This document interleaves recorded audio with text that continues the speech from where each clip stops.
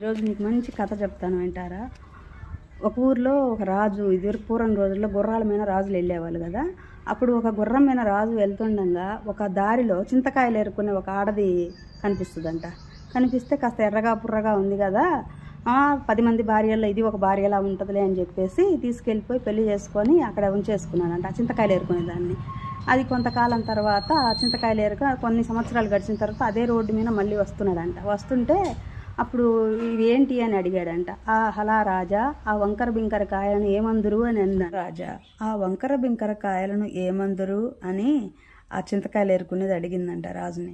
అడిగితే అప్పుడు ఆ రాజుకి ఒకటే అనిపించిందంట, ఒకప్పుడు ఇది చింతకాయలు ఏరుకొని తిని అమ్ముకొని బ్రతికింది, ఈరోజు ఆ వంకర బింకర కాయలను ఏమందురు రాజా అని అడుగుతుంది అని చెప్పేసి, సరే నువ్వు ఇక్కడే ఉండు, నేను మళ్ళీ వస్తాను అని చెప్పేసి ఆ చింతకాయలు అమ్ముకునేదాన్ని అక్కడే వదిలేసి వెళ్ళిపోయారంట రాజుగారు.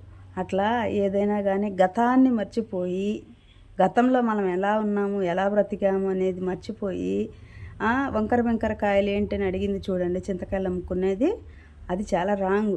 గతం ఎప్పుడు గుర్తుండాలి ప్రతి మనిషికి. ఎక్కడి నుంచి స్టార్ట్ అయ్యాం, ఏ జీరో నుంచి మనం హీరో లెవెల్కి వచ్చామనేది ప్రతి మనిషికి గుర్తుండాలి.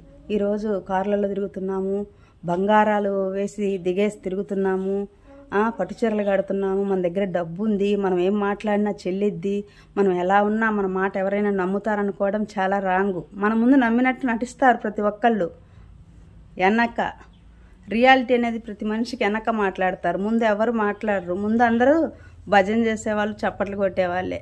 Like, share, subscribe please.